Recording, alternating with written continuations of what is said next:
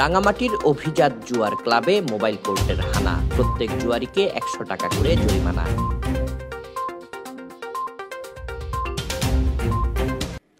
রাঙামাটি শহরের অন্যতম প্রধান ভিআইপিদের জুয়ার আসরে বেরসিক প্রশাসন অতর্কিত অভিযান পরিচালনা করে ৯ জন অভিজাত জুয়ারিকে হাতে নাতে আটক করে তাদের কাছ থেকে প্রায় ১,৩২,৮৪০ টাকা নগদ জব্দ করেছে। পরবর্তীতে জনপ্রতি ১০০ টাকা জরিমানা আদায় করে জুয়ারিদেরকে ছেড়ে দিয়েছে মোবাইল কোর্ট। এ সময় জুয়ার আসর বসানোর অপরাধে ফ্লেভার রেস্টুরেন্টের ম্যানেজারকে ১০,০০০ টাকা জরিমানা করা হয়। স্থানীয় সূত্র ও রাঙামাটি জেলা প্রশাসন সূত্রে পাওয়া তথ্যে জানা গেছে, রাঙামাটি শহরের রাজবাড়ী এলাকার জেলা শিক্ষা অফিসের বিপরীতে অবস্থিত ফ্লেভার রেস্টুরেন্টে নিয়মিত জুয়ার আসর বসে। স্থানীয়দের মাধ্যমে এমন তথ্য পেয়ে মঙ্গলবার দুপুরে ফ্লেভার রেস্টুরেন্টে মোবাইল কোর্টের মাধ্যমে অভিযান পরিচালনা করেন রাঙামাটি জেলা প্রশাসনের নির্বাহী ম্যাজিস্ট্রেট ও এনডিসি মোহাম্মদ শামীম হোসেন।